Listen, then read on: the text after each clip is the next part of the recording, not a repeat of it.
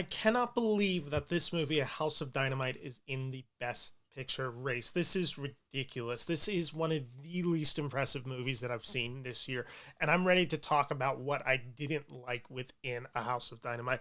This movie is such a failure on everything it sets out to accomplish. As a political thriller, it is subpar. As a piece of political commentary, it's completely useless. As an examination of nuclear destruction, it adds nothing new to the conversation. As a study of the current moment that we live in, it's outdated. And as a ticking time bomb movie, it's kind of boring.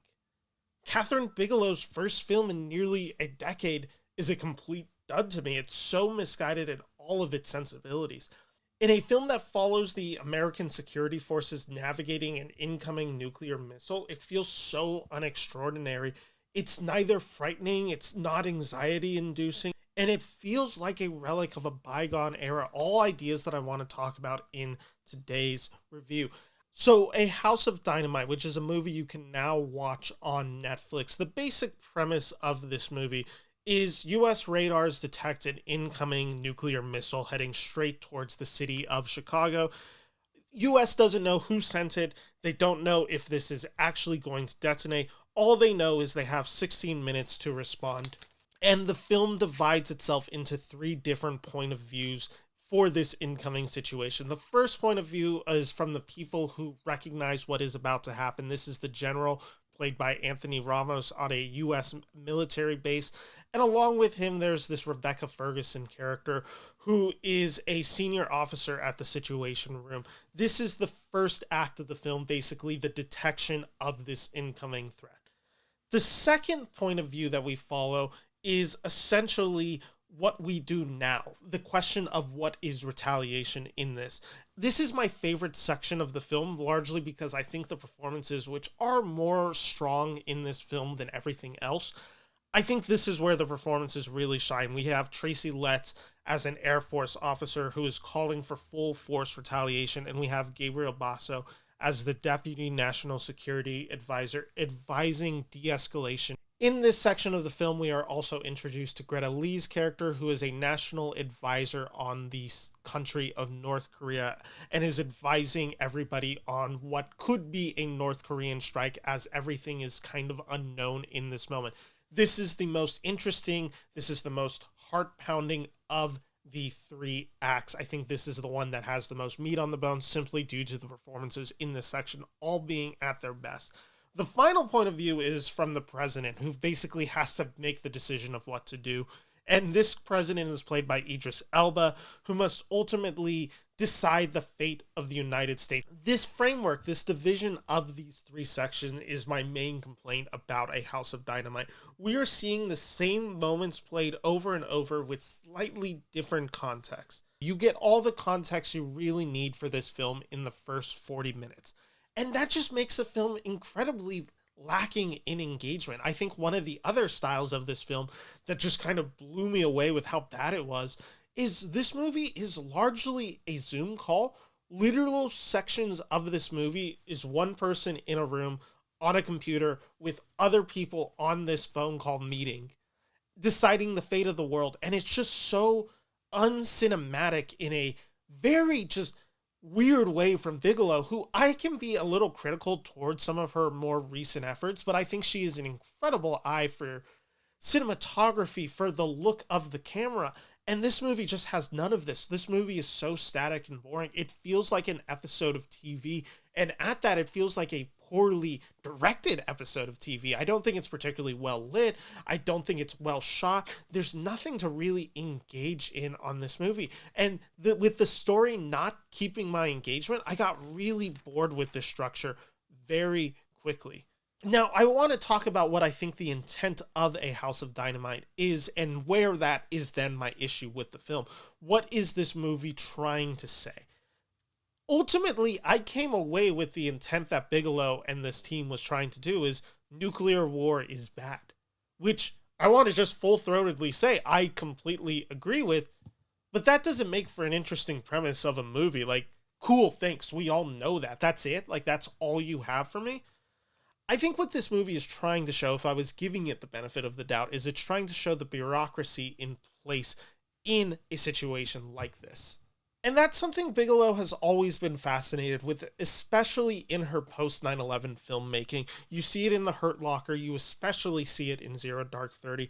There is this obsession over procedures, when procedures are broken, commands of power, and how and when it is utilized to benefit the end game for America.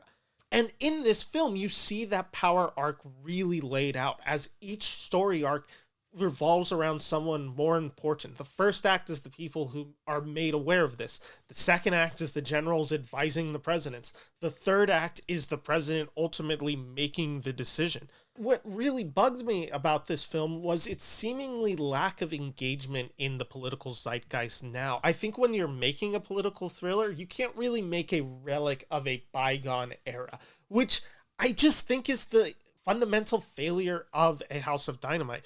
It's the current understanding of the US government and everything that has come about the past 10 years. This film feels stuck in a post 9/11 world, but it does situate itself in a world that feels pre-Donald Trump. Basically, I don't think this political thriller has anything interesting to say about this current moment. And if you're making a political thriller, I kind of want you to comment on the political zeitgeist as it exists, and not this hyper fantasy liberal adjacent that feels more akin to Aaron Sorkin's The West Wing or The Newsroom than it does to the current political realities. Now, I have seen some people read this movie in a way that I think is very generous to the filmmaker, which is essentially this film's point is to take the world right now. Imagine if Donald Trump had to deal with this situation as it existed. Don't you wish we were in a 2012 Obama era where we had real adults in the room? And again, I've seen some people saying this, and it feels very self-serving to me. It feels like a very self-serving liberal talking point, to be honest. And again, I largely agree with a lot of these sentiments. But in this movie, my frustration of it is that's not the case, because this would only be true and you'd only come away with this conclusion if 2024 went the way it did. Had Kamala Harris won, then this intent of this movie is not true. And the reason that's important is this film and script was written pre the 2024 election. So you can't really say like, well, this is how it's dealing with the current political zeitgeist. That's more of it, something that is accidental than in the intent of the script. Even if that was the intent of the script, even if Katherine Bigelow came out tomorrow and did an interview where she stated the intent of my movie is to showcase how high stressful of a situation this is for even the most competent of people. Now imagine the buffoons we have running it now. Even if she had said that, I still don't think this movie delivers on that. I think this movie is largely a cop-out, and it's a cop-out in the fact that it's not willing to engage with this in any real ways. Again, my whole thing is if you make a political thriller, there's no real reason to make a relic of a political thriller. Something that was true 20, 30 years ago that doesn't feel as true today. Watching this movie, A House of Dynamite, it plays out like a cop-out in design. And let's talk about the ending of this movie. And we need to get into spoilers because the ending symbolizes every issue that I have with A House of Dynamite. And it pissed me off. I'm seeing it pisses off a lot of people. And I just want to talk about it because I did think the ending of this movie was truly awful.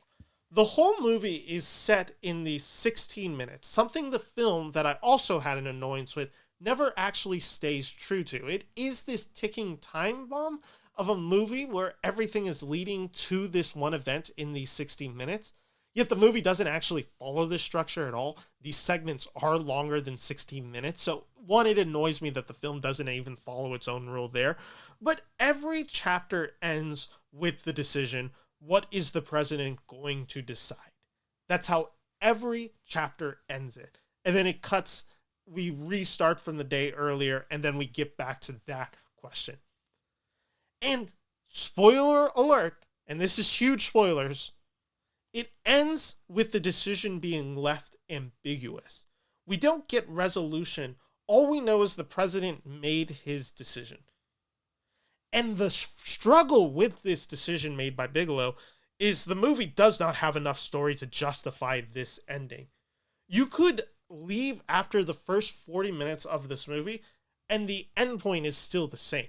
That is because, fundamentally, this movie is the same movie 3 times in a row, but far less different than it thinks it is. What it thinks it's doing is it thinks it's adding new context and layers onto it that add to the president's decision in its final moments. It is clearly taking structural design from a film like Rashomon, which Rashomon works because your understanding of the story radically changes from each character's point of view as it begins to contradict with each other. A House of Dynamite doesn't have that dynamic at play. A House of Dynamite is by design, as I mentioned, so procedural that we don't learn anything that radically shifts our understanding of the story from what we learned in the first 40 minutes. We get some new ideas, we get some new context clues, but it doesn't really change anything in the ultimate decision. Thus, we get to the ending, and its abruptness is supposed to be provocative and trying to communicate something. My frustration with this ending is, if you are trying to be provocative, you can't just say nuclear war equals bad. That's not a provocative statement. That's a general statement that most sane people in this world agree with. So that's not provocative in any nature. Now, I will say my interpretation of the ending is more nihilistic. I think what the film is trying to justify is it doesn't matter what decision was made. America's fate was sealed the moment the bomb was launched, i.e. that's the title of this film, A House of Dynamite.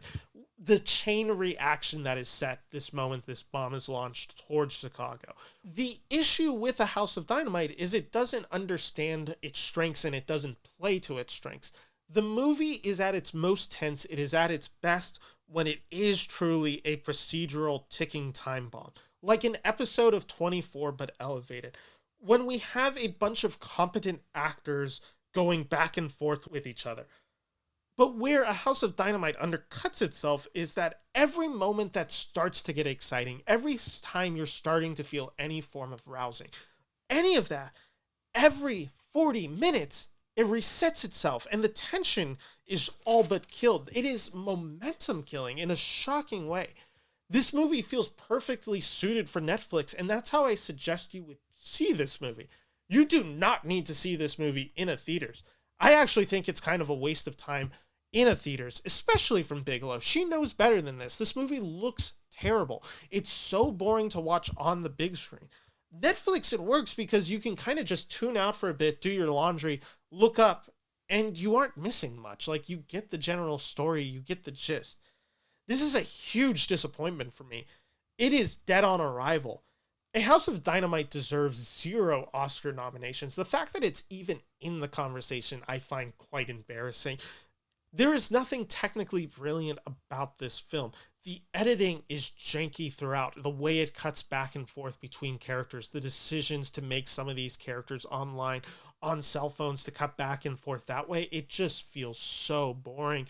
The cinematography is stagnant. It relies heavily on shaky cam at times. It's just so lacking in engagement. The score is overly intrusive. This is the same guy who did the score for Conclave. It feels pretty repetitive of what Conclave's score is, and it just feels very pronounced in this movie in a way that I found quite distracting. The production design is so uninspired. The script is weak. The direction's bad. The only nomination I could maybe justify is Best Casting, because I do think the performances are the reason to watch this movie. But even then, I think Rebecca Ferguson and Idris Elba, who are kind of the true stars of the movie, the ones that they're selling this movie on, they're severely underutilized. I liked a lot more of the character actors that came in here. Tracy Letts, Greta Lee, they are the strengths of this movie. Elba, for the most part, is on a Zoom call with his camera turned off for 2/3 of this movie. Again, I just think every decision made about this movie is baffling.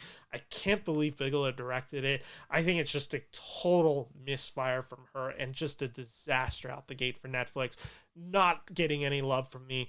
2 out of 5 stars for A House of Dynamite. So thank you for watching this video. I hope you consider subscribing to my channel. I'll have more reviews out in the near future. This week alone, I'm seeing Frankenstein in theaters, I'm seeing Begonia in theaters, I'm seeing Blue Moon in theaters, I'm seeing Shelby Oaks in theaters. I have plans to review all of these films in the near future on this channel. I hope to be getting back to a regular program. I've had some just mishaps the past few weeks, but I am trying to catch up. So thank you so much. Take care. Bye-bye.